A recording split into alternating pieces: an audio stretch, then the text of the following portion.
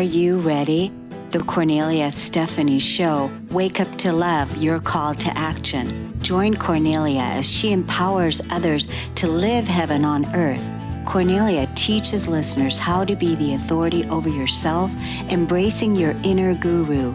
Feel yourself uplifted into limitless expansion, integrating ease and grace in a changing world. This show will cover topics such as unconditional love, your physical body, how to be in extraordinary relationships, create financial and emotional wealth, embracing entrepreneurship in the new earth.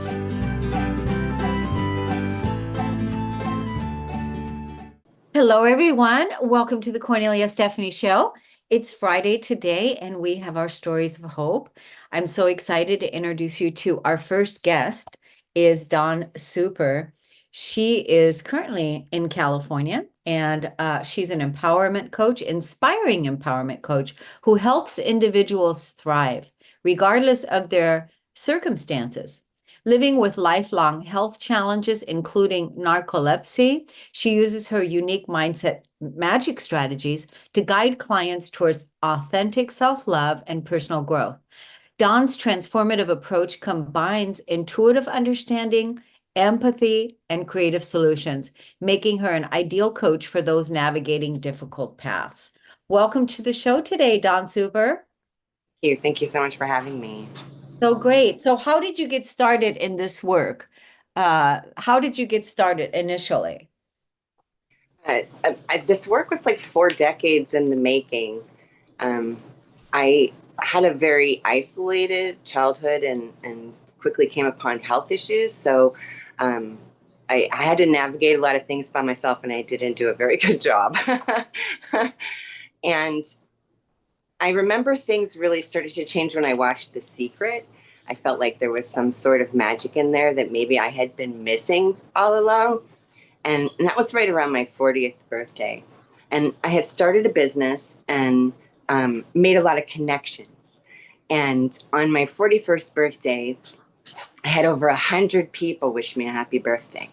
Wow. I went to with 14 kids, and none of them liked me.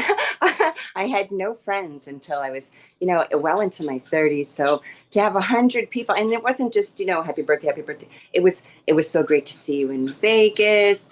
Thank you for your posts. I love to come to your wall. I feel so encouraged. And something inside that tumblers just clicked, and I felt true happiness, like for the first time in my life. And in the time that passed since, I've realized that I let all of my issues stand in front of me. Happy was always there. Friendships were always there, but I wasn't aligned with that. So when you say you let all your issues stand in front of you. So when you're talking about, like, as soon as you said, I had a very isolated childhood. When you say that, that makes me curious, makes me wonder, like, what kind of isolated childhood? Like, what was it? Did you not have a mom and a dad? Were you locked away in a room? What? Yeah, it's curious. My parents were divorced, and when I was 3. And I had an older sister who was 5 years older and a younger sister who was a year and a half younger. And we were latchkey kids. I lived in Niagara Falls, New York, in a tiny little town. I went to a special school, the religious school they sent me to. There were only 14 kids, and none of them liked me.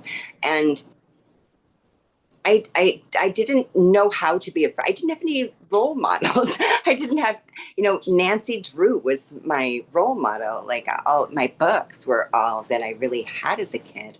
So things like gossip and stealing and lying, and I didn't figure those things out as a child. And it affected people wanting to be friends with me. But when you're annoying and a tattletale and do things that are socially unacceptable, and there's no one around to sit you down and say, hey, that's not a good idea, and this is why it's not a good idea, and here are some things you can try instead, you just continue to be a train wreck. Is that what you were doing? Yeah. Yeah. Wow, that's hard.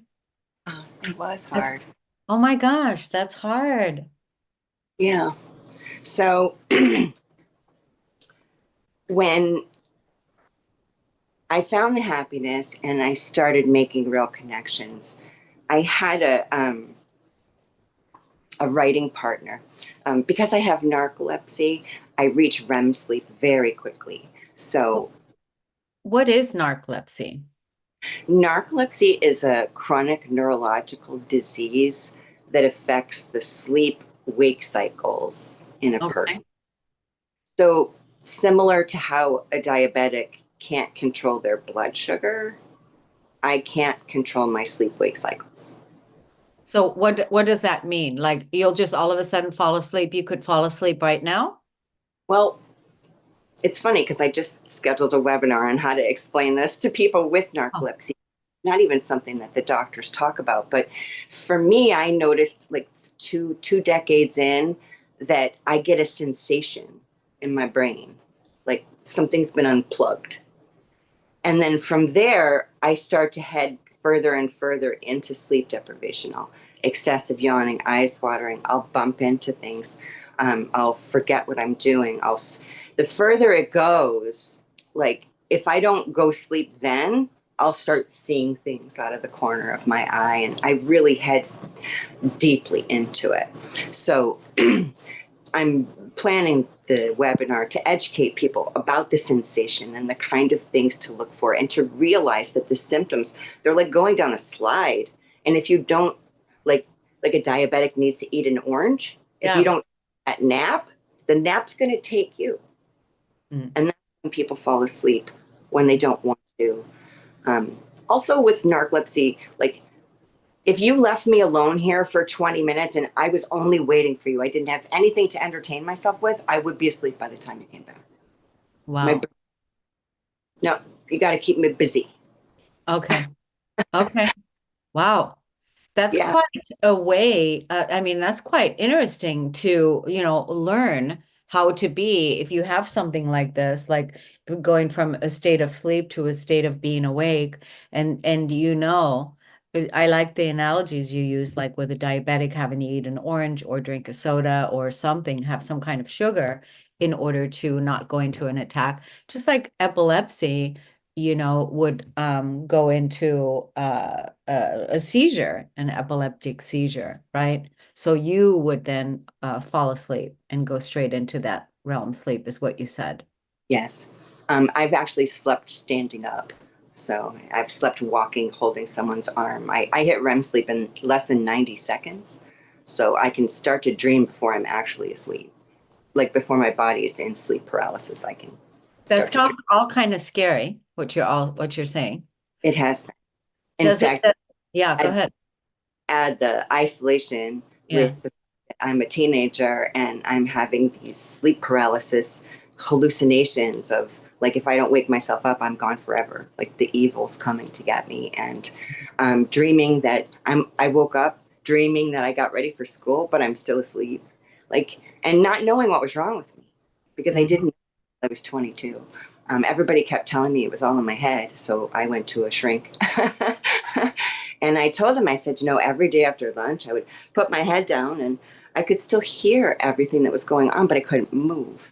And that's when he knew. That's called cataplexy, status cataplectus, where your brain puts your body into sleep paralysis even though you're not asleep. Wow. So I just want to, we know that this sounds scary and it is scary, and we know that it could be dangerous. There's a lot of things to this that we see all the negative points, the bad things. Is there any positive to this? It's fun that you ask that because you've heard of CRISPR, CRISPR, Yeah. editing. One of the geneticists who's responsible for that has had narcolepsy.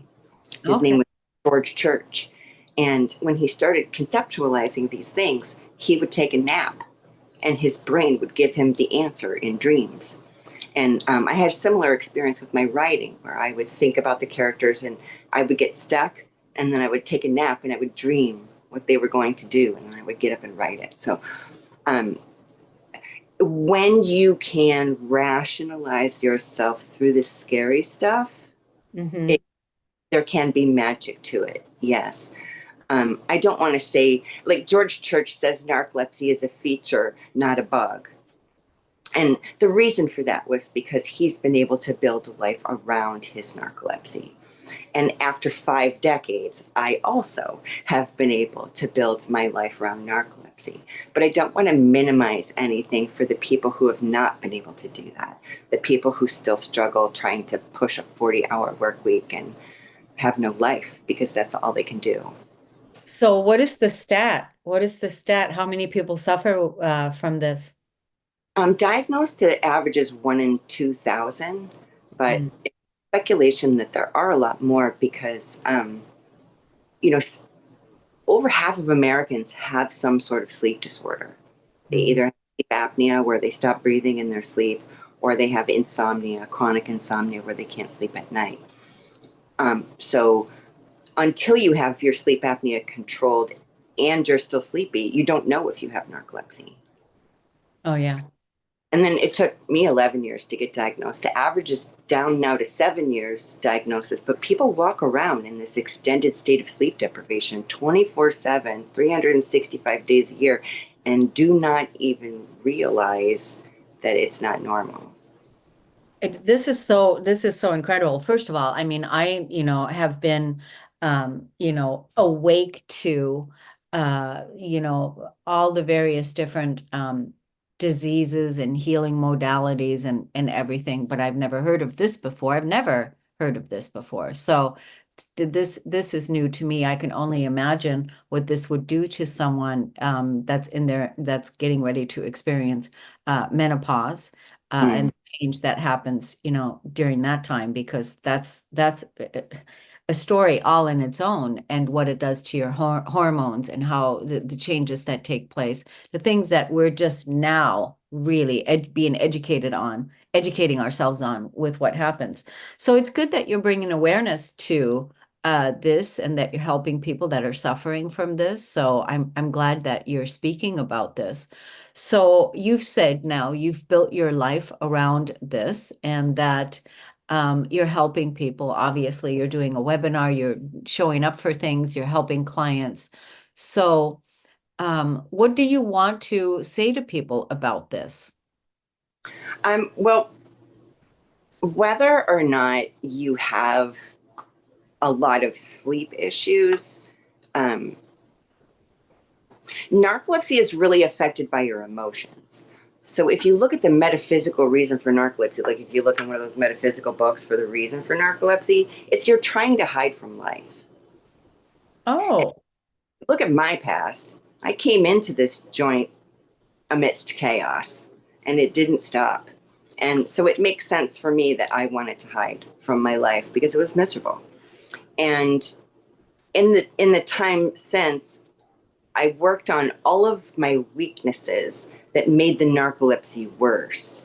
My low self esteem, the fact that I gossiped, the fact that I didn't like who I was, the fact that I didn't know who I was, that I would blame people, that I would judge people, that I would judge myself, that I wasn't on my own side, that I had no one to encourage me, that I was completely alone. I felt very alone.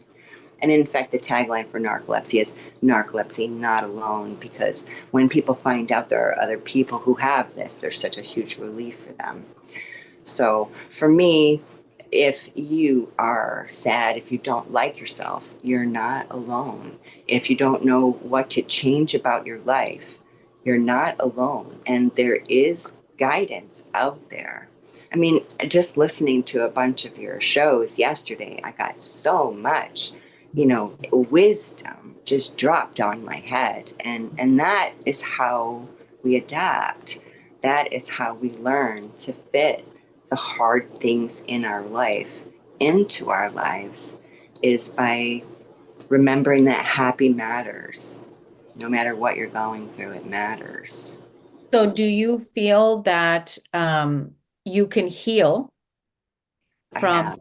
do you feel like, that you can heal from narcolepsy 100%? No. No. And Because the reason why ask you that question is because epilepsy, can you heal from epilepsy 100%? And I can tell you, yes, you can. So on an emotional component, if I was to look it up, I can't remember exactly what it is about the emotional piece for epilepsy, but something to the effect that you don't want to be present in your life. You don't want to be here. Something like that has yeah, something like that to do with it, on the emotional. So if you're healing the emotional body, you're healing the mental body, you're healing the spiritual body, and the last place is always the physical body. So do you feel that narcolepsy can be healed all the way? well, narcolepsy has a lot of comorbidities. Like I have 9 disorders. I don't just have narcolepsy. Most people don't just have narcolepsy. Sleep deprivation wreaks havoc on the body, so it destroys a lot of systems.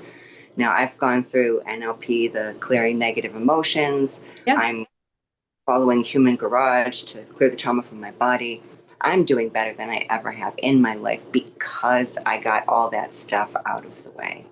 So, yeah, I think if you can get to a place where you're not stressed and you're relaxed and you're enjoying yourself and you're not feeling less than, you can experience a lot more wakefulness. Whether or not your receptors are going to regrow, that that would be in the miracle department, which I do also believe in, but I don't want to put out there to minimize anyone else's experience.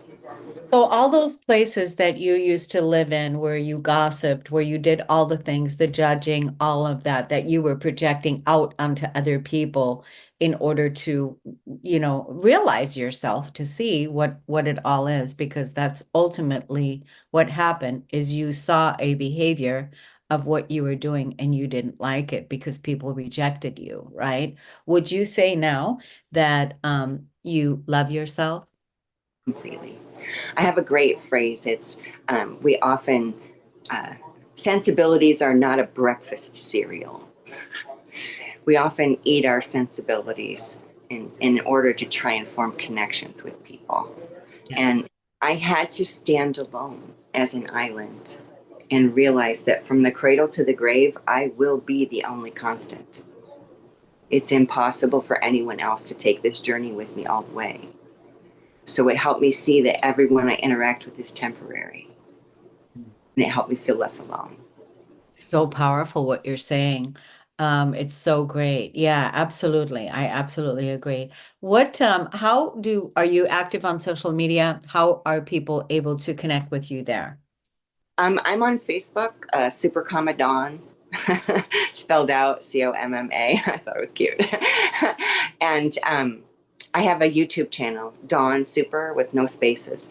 And I have over 200 videos on there, including what happens if I don't judge other people, what happens if I don't blame other people, what happens if I don't think about my suffering either now or in the past. And they are an anthology of how I got here through so much trauma. Yeah. So basically, you awakened, the healer within. Yes. You awakened the healer within, and you started taking responsibility for uh, your creations. Is that right? Yes, absolutely. I did. Yeah. Yes. Yeah. Remember the battle. It was the old me, the now me, and the new me. And I would stand in that now and I would look back at what I used to, what I would have done, and think about what I want to do. And I created all these little phrases and stuff to help me remember who I wanted to be, because there's 4 stages to learning. The first thing is that you notice something's wrong and you got to do something about it. Second one is you find strategies that could possibly work for you. The third is you practice, you implement those strategies over and over, and then you finally become that person. And I kept getting stuck right here.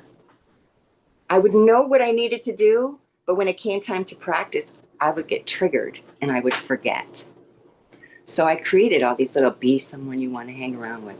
Sensibilities are not a breakfast cereal. Happy matters. And I just tricked myself into staying on the path. Not tricked myself, but like, I don't know, I had like, Coaxed. It was like a coax.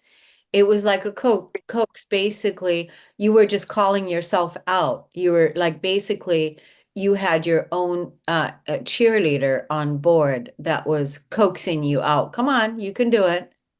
Yeah, in fact, I'm launching on August 8th the encouragement challenge, and it's 14 days of strategies. Like they all build on each other, and they teach you how to become like me, where you don't need anyone else to feel encouraged. You shine your light, your authentic light, and just be yourself no matter what's wrong with you or who likes you or this exist and enjoy it.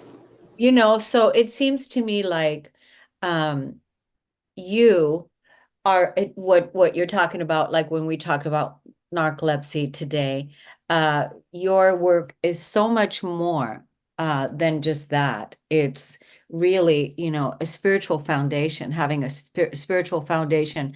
And I almost see like a new human Yes. human, like, right? A new human, so that you're not acting from the old human, the lower self, but you're acting from the new human.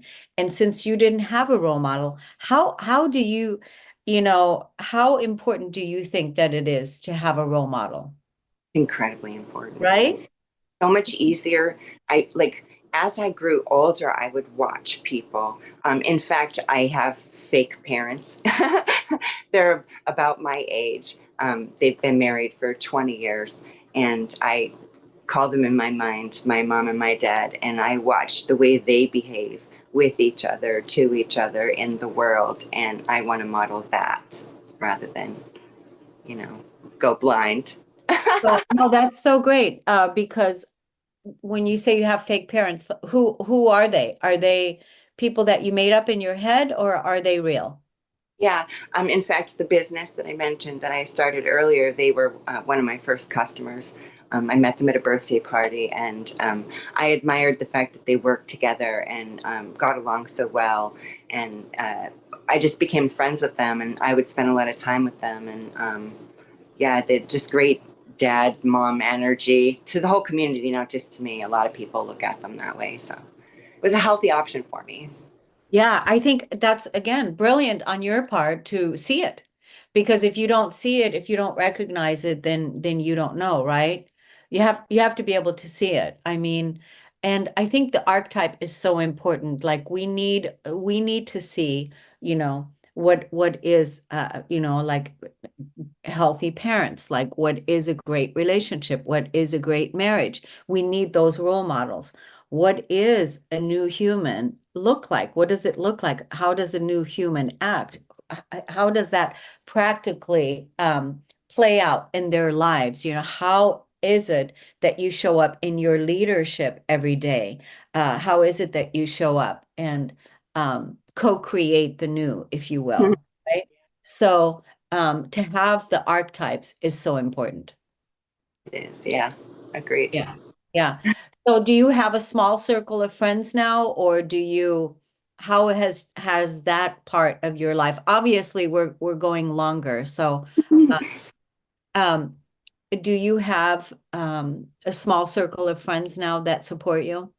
I actually have a massive circle of friends. I have 2,500 people with narcolepsy in a group that I'm the admin of for a decade, and a lot of them look up to me. And so I have like less than two handfuls of really core friends that I go have coffee with, and we catch up and we have dinners and stuff like that. But I literally communicate probably with 50 to 100 people a week on a level like that, where it's I know that about them and what they're going through, and they know about me, and yeah, it's pretty cool. Well, Dawn, I mean, I think it's incredible what you're doing. I think that, it's again, so proud to be able to, see where you've come from, how far you've traveled, and what you've had to, deal with, and the challenges that you've had to face, but that you've overcome them, and now sharing your magic with others so that they can create that for themselves as well, right? I honestly, I look at it like the universe gave me plenty of experience to be a great coach. Absolutely. Absolutely. Yeah. Let's tell the audience one more time how they can find you on social media. For sure. My YouTube is my name, Dawn Super, with no spaces. My Facebook is super, comma, Dawn, all spelled out. And my website is encouragementchallenge.com. I'm launching that on August 8th. So I'll have, yeah, it's really good. It'll be visible for people on your communication channels. Profound is one of the words used to describe it from early reviews. So Oh, that's so good. That's so good. Well, excited. it's wonderful to have you on today. Thank you so much for coming on. We're going to take a break on the Kornelia Stephanie Show. We'll be right back, everyone.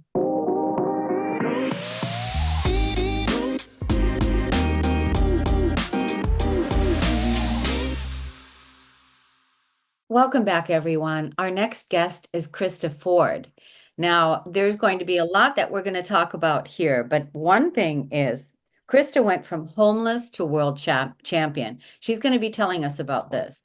As a pioneer of the sports world, Krista Ford has broken gender and race barriers. She's defined gender norms in the male-dominated sport of powerlifting for more than 40 years.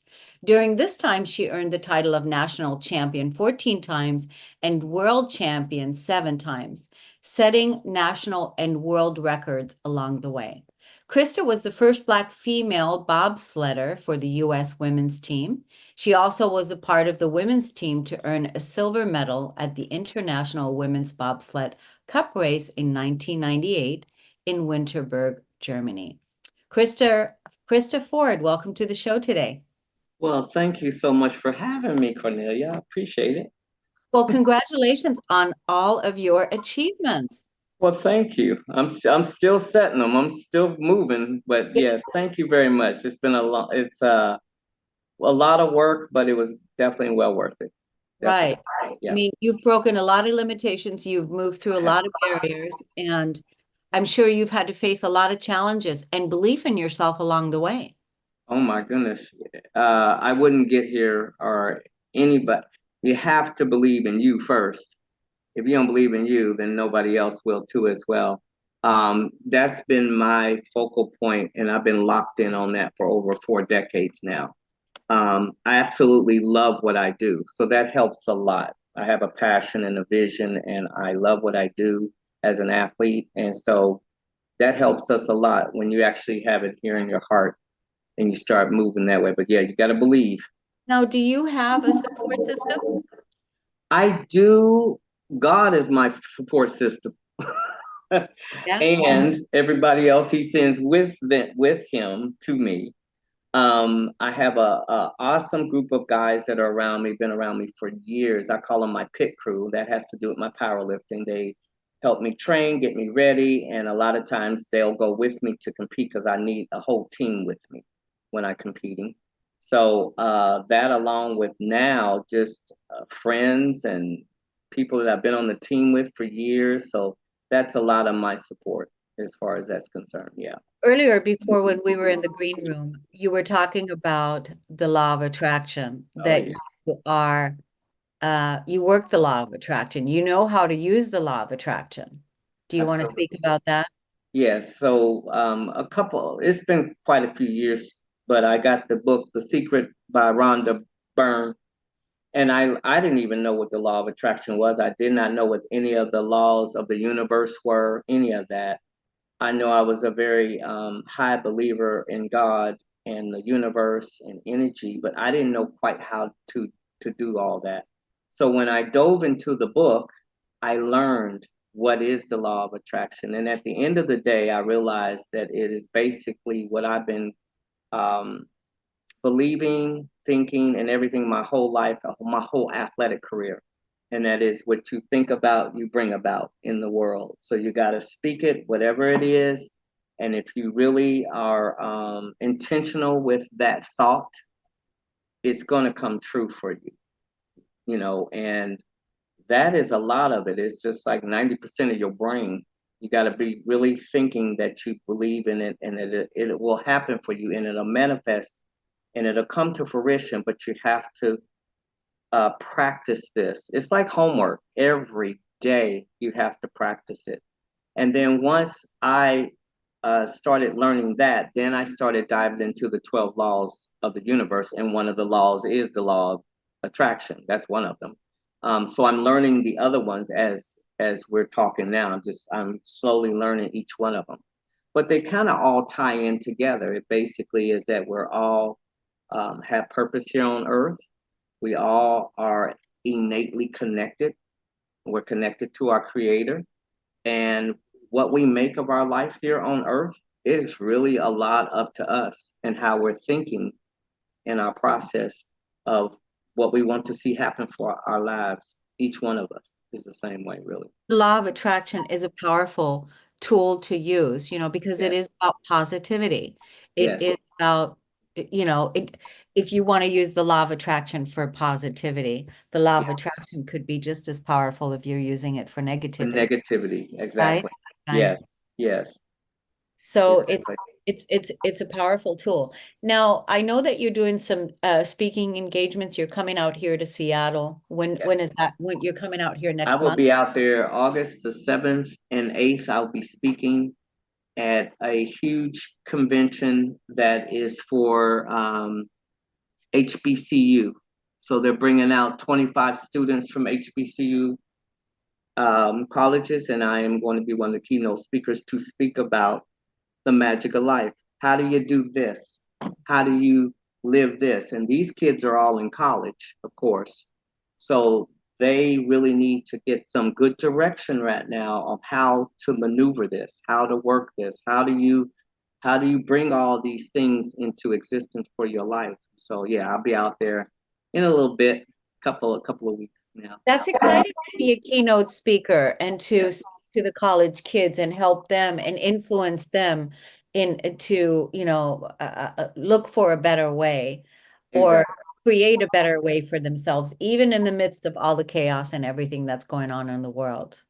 And then and that's the key. So right now we're living in this world of complete chaos and drama and trauma and everything else you could think of. So I believe that if there's some kind of small way that I can contribute and bring a message out there of hope, I think that that's what I need to be. I know that's my calling right now. I need to be doing that. I need to tell the whole world about there's hope. There's still great people out here on this earth. There's still a lot of good humanity. And those kids being in college right now, they need to get with the right people and the right tribe around them now that can keep them focused and locked in on the right path. I really am very positive about that one because in college and things like you get a lot of distractions, a lot of things going on. And so if you can start getting the message that you can do it as long as you believe in yourself. You can have, do, and be anything you want in this lifetime. All you got to do is gotta believe, got to have the heart, and just know there's a lot of great people still walking on this earth with kindness and love in their heart and to help people. So. Well, I asked you earlier on if you had support, Mm-hmm, because I know how important it is mm-hmm. when you are out there and you're doing your thing. And if there's somebody that you can call or some mentor or some Yes. coach or somebody Yeah. that is showing the way, somebody that is your support team, it's important to have It's that. very important. And I will have to say, let me retract back then. So yes, I've had the support of all my coaches, Yeah. my team, my friends, some of my family. But for the most part, honestly, my biggest support, and it's just like I've always run to him all the time, every time I compete, every time I've done anything, that's my biggest support system upstairs. Well, And that's true yeah, because nobody can outdo God, right? no. Right. They It's could that, try, right? but I don't Yeah. think it'll work too well. Yeah, Yeah. So I think that's good to yeah, know that, yeah, that's where I ultimately will land every single time and build from there. And I Because think that God God gives, will send yes, people to I support. would, oh my God, I was just getting ready to say that. I was just getting ready to say, God will send you the right people in your tribe and cultivate the right people around you to make sure that you have support here on earth as well as in heaven and everything in the universe. But you're right. I was just getting ready to say that. That's funny. We great minds think alike. They do. Absolutely. Yes, Absolutely. yes, I agree. Are you active on social media? I am sort of. They're getting on me about that now. They're like, you got to get on social media more. Um, in the past, no, I haven't been, and it's really because I've been asked that question. Why don't you be on social media more? And I said because I've really been concentrating on the last 40 years of obtaining what I need to obtain and do what I do, and I just really haven't got all into like somebody knowing that I just ate an egg this morning. I'm good. I don't need nobody to know. But I do my social media that I am on, Instagram, Facebook. I have a YouTube channel on my own that you can subscribe to, and all of that stuff is under Power by Krista. It's Krist. So yeah, you can find me there. There Yeah. you go. That's what I wanted to do. I wanted to give the audience an opportunity to be able to look you up and find Yeah, you and follow you and find out what it is, to grow with you, to find out more if they want to connect. exactly. And then my website is the biggest way to get a hold of me. So it's www.powerbykrista, Krista, and .com. And on there, I got all kinds of stuff. You can pre-order my book that's coming out. That's all on the website. So that's a lot of people. And then you can contact me that way too as well. Well, But yeah, that's wonderful. yeah. Well, thank you so much, Krista, for coming on. I just want to congratulate you for all the wonderful work that you're doing, that have Thank done, you. and that Thank you you. will continue to do. And may you stay as blessed as you are. Thank you. And I appreciate that. Thank you for Yeah. having me. Yeah. We're going to take a break on the Kornelia Stephanie Show. We'll be right back, everyone.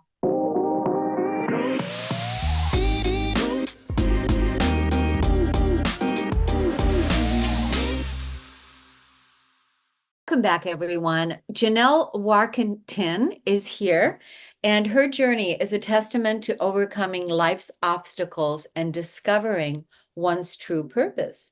Despite early academic struggles due to undiagnosed dyslexia, and an auditory processing disorder, Janell found solace and strength in her connection with animals, especially horses. This bond not only helped her realize her intuitive abilities, but also paved the way for her future. Her growth into a skilled, energetic healer, guiding clients to overcome their emotional blocks and discover their true selves. Janell's story is about embracing authenticity, understanding one's gifts, and living a life of purpose and meaning. Welcome to the show, Janell Warkentin. It is so great to be here with you. Thank you. Thank you so much. Oh my gosh. Yes. As soon as you said that the animals supported you, I want to hear more. So do tell your story. It has been, hindsight's 2020, right? Because Yeah. at the time when I was just a youngster, it was so normal and natural to be with animals that I just didn't realize all what was going on with a connection that was that special, that which I was experiencing was special. And I was gifted the upbringing. It was very rural. So we were in the woods, the mountains in northern Idaho, parts of Montana, and later in Oregon. And I was around bear and cougar and bobcat and bunny rabbits and horses and sheep and dogs and cats. This was my normal world daily, and and I look back on that, and that is a space where I navigated in the place of intuition. Animals, it's so natural for an animal to be connecting in a space that we now identify as our heart space, an intuitive sense, that's their normal.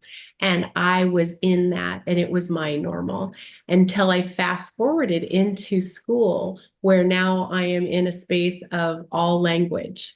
And I started experiencing my dyslexia. I started experiencing my auditory processing disorder, which I didn't know until I was well into my 20s. But the confusion was massive. And I could tell I wasn't right. Something was wrong with me. And I started shutting that stuff down because without knowing, it must have felt, because I was so little, I don't know what my logic was, but it wasn't safe to be me. It was confusing. I was wrong all the time because I couldn't read, I couldn't spell. I was just, socially so confused. And I struggled to enunciate words, so people struggled to understand me in the beginning. So in that world of confusion, I'm like, I have to change something if I'm going to make it. And so I started building personas that would be what I perceived as what would be acceptable in society, the society that I called normal. And so the school setting and so on. So those personas were there to protect me. And but it was also desperately covering up who I authentically was. And when we do that, we get this, we know we're faking it. We know this isn't right. We're making decisions that aren't in alignment with who we are.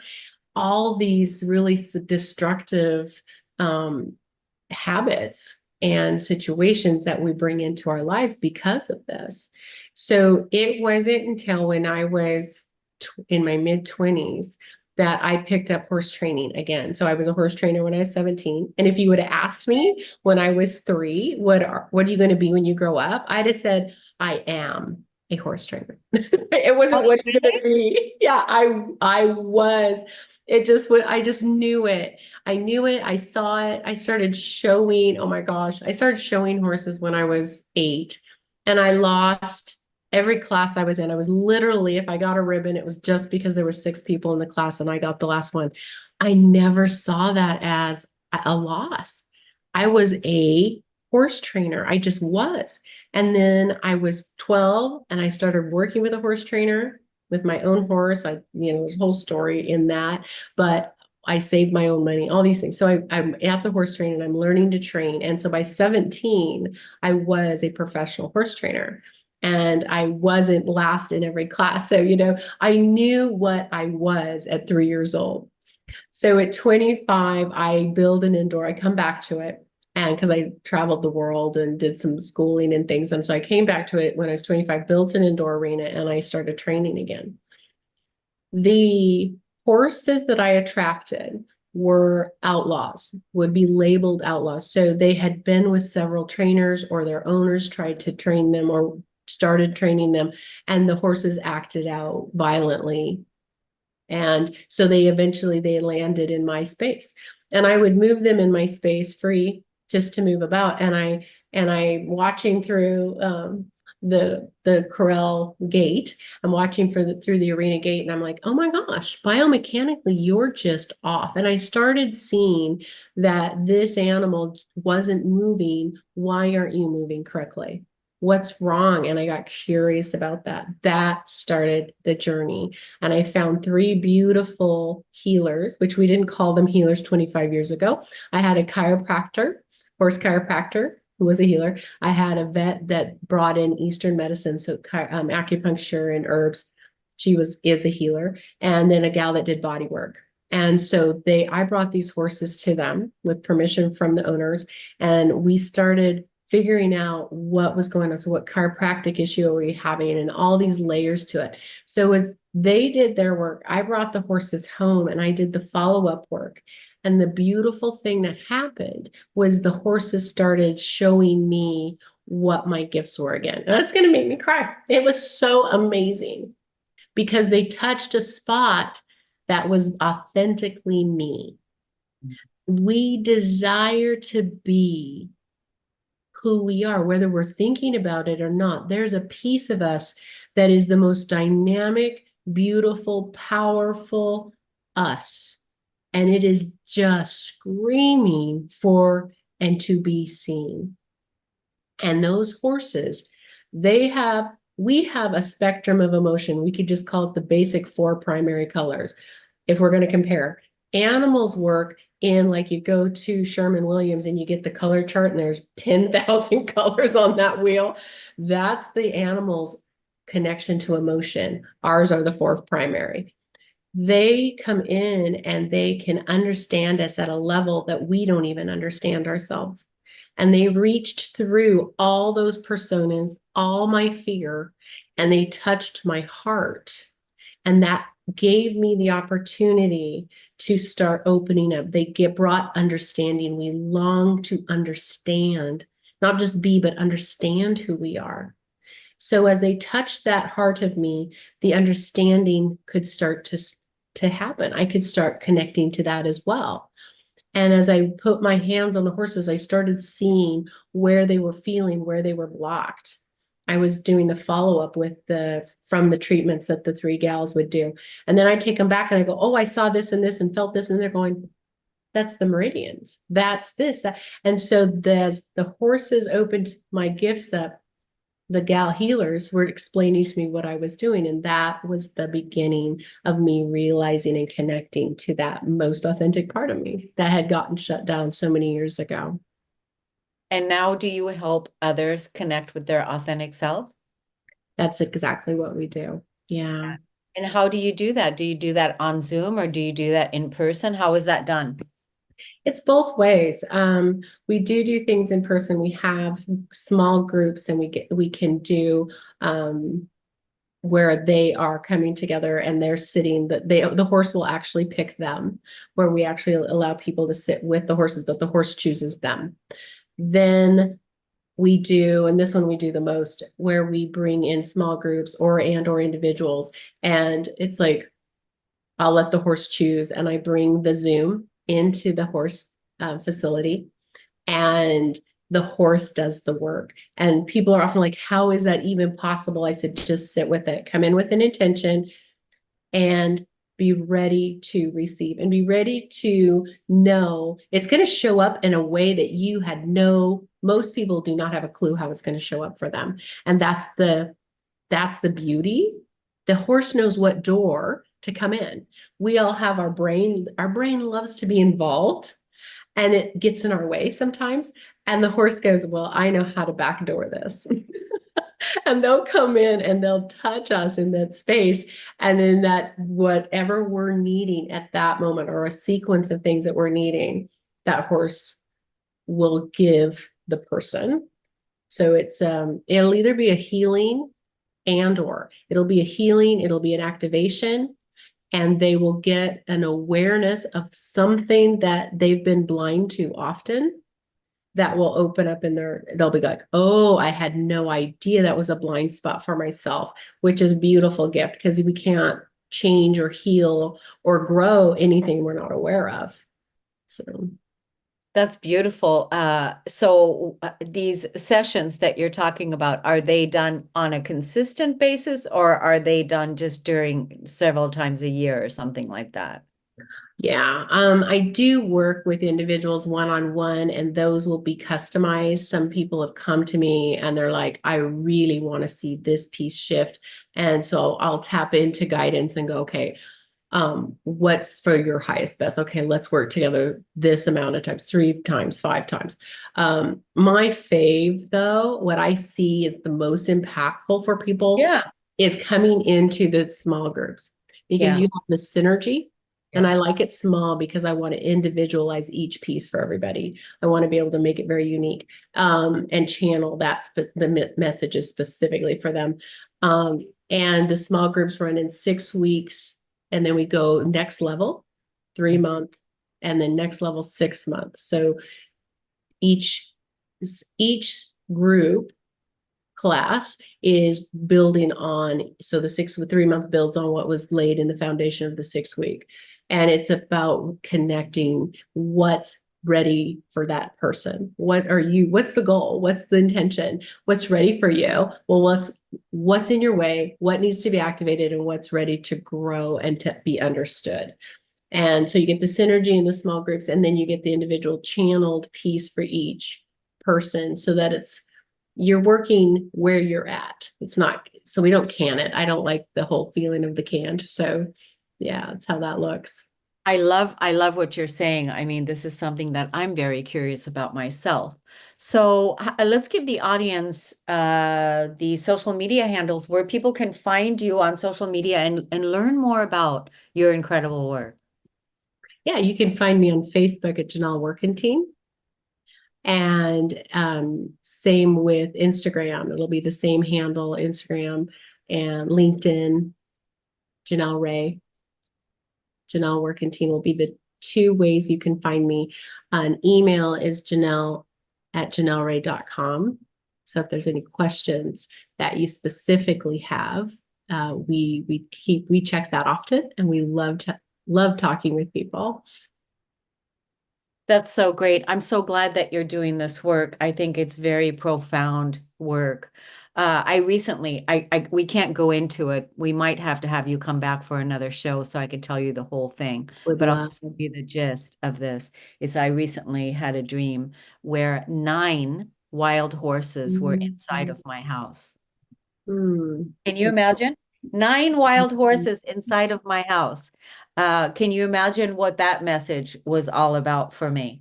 So when you're talking to me about horse and wild horses and power, wild, right? It's like, wow. So I love what you're doing. And I also noted that you are out here in the Portland area, so you're not too far away from us. So who knows what's going to happen in the future. I want to thank you so much, Janell, for coming on, and would love to have you come back for another show. Would love to be with you. Thank you. I enjoyed here being with you too. And I want to hear the rest of the story. The sense of 9 horses and the thunder of their feet is significant. That's important in that message. Okay, I will contemplate that. Thank you so much. Okay, great to be here with you all. Thank you. Everyone, thank you for listening to the Kornelia Stephanie Show. We'll see you again next week, Friday. Have a wonderful weekend, everyone. Take good care. Bye-bye. You've been listening to the Kornelia Stephanie Show, Wake Up to Love, your call to action. Tune in each week on Transformation Talk Radio. Kornelia's joy is to engage others in practical ways, showing us how to live in the new earth in harmony with our true nature. For more information on Kornelia and her extraordinary work, or to listen to past shows, go to her website at korneliastephanie.com.